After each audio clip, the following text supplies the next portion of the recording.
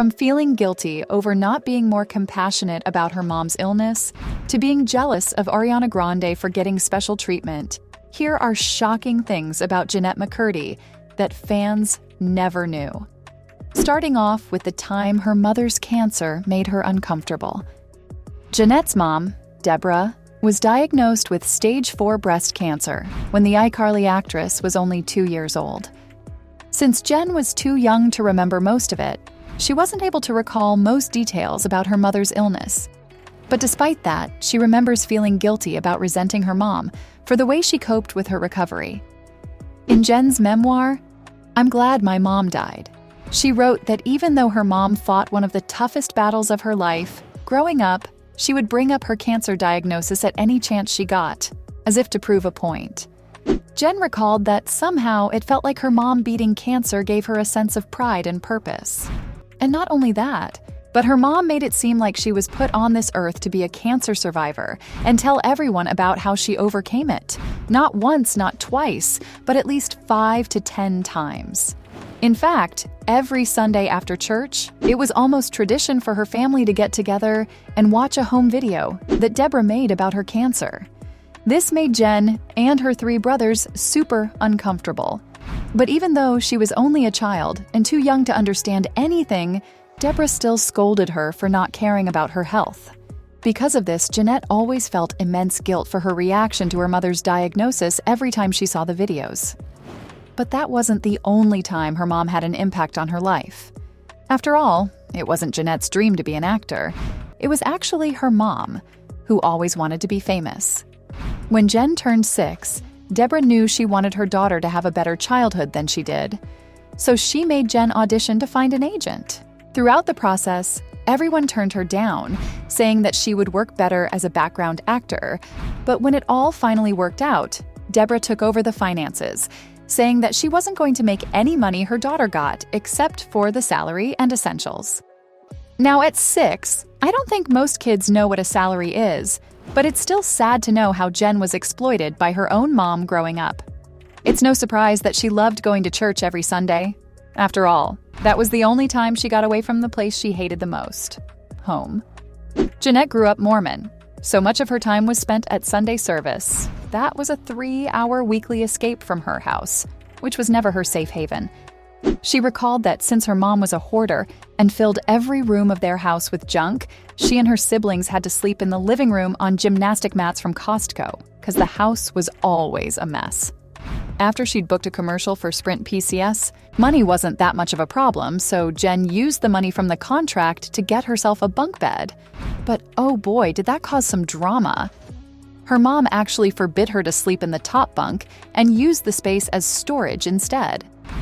Eventually, she even filled the bottom bunk with her belongings, forcing Jen to go back to the yoga mats out in the living room.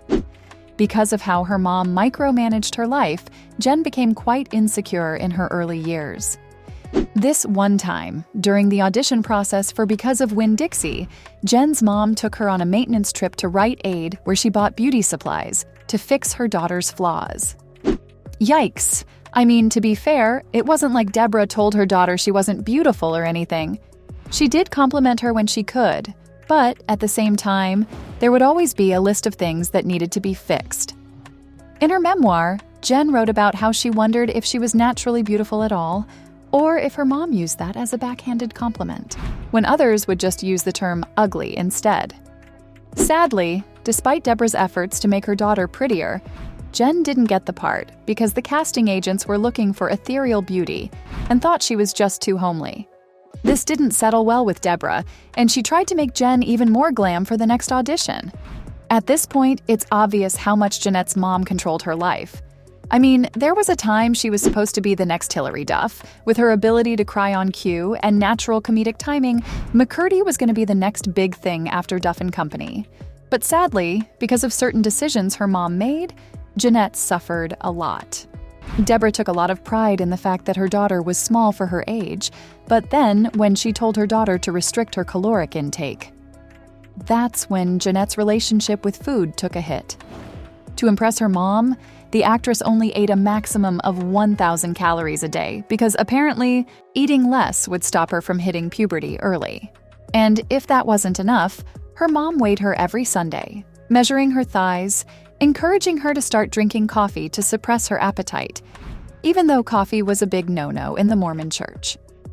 What's even more sad, though, is the fact that Jennette started herself weighing 5 times more, because not only was 5 her lucky number, but also because she wanted to stay on top of her game. Around this time, she began to display OCD tendencies too, which was something that her grandfather picked up on. He was worried that his granddaughter was too harsh on herself, but Deborah shot him down real quick. Despite the drama, they eventually took Jen to a doctor who was very concerned about her weight. Deborah insisted there wasn't anything wrong with her daughter, but at the age of 14, Jennette had become so thin and frail that she had to sit in a booster seat in her car. That's no way to live, honestly. But then again, getting your mom to shower you until you're 17 isn't very normal either. Jen's certainly not held back by dishing on her private life in her memoir. In her book, she opened up about how much she dreaded taking showers, all the way up until her late teens, because her mom insisted that Jennette didn't know how to wash her hair properly. Deborah also treated her sons the same, but since Jen was breaking out into the acting industry as a rising star, she was extra careful with her. Now, this might be a little TMI for some of you, but in addition to giving her thorough showers, Deborah also gave her daughter a breast and front butt exam to make sure she didn't have cancer.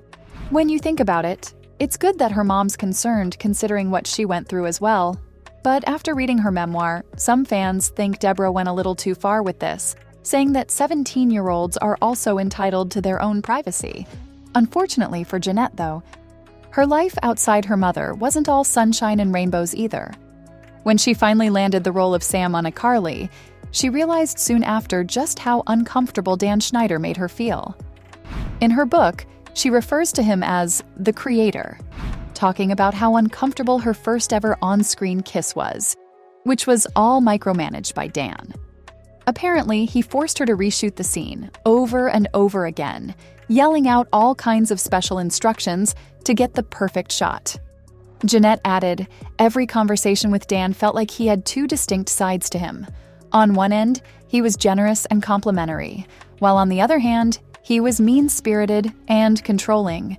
She wrote how being around him reminded him of her mom, and that because of how exhausting fame had become for her, she hated being famous. Her health also suffered a lot, and that's why, when she finally got her period at the age of 16, she lapsed back into her old eating habits because she was terrified of growing up.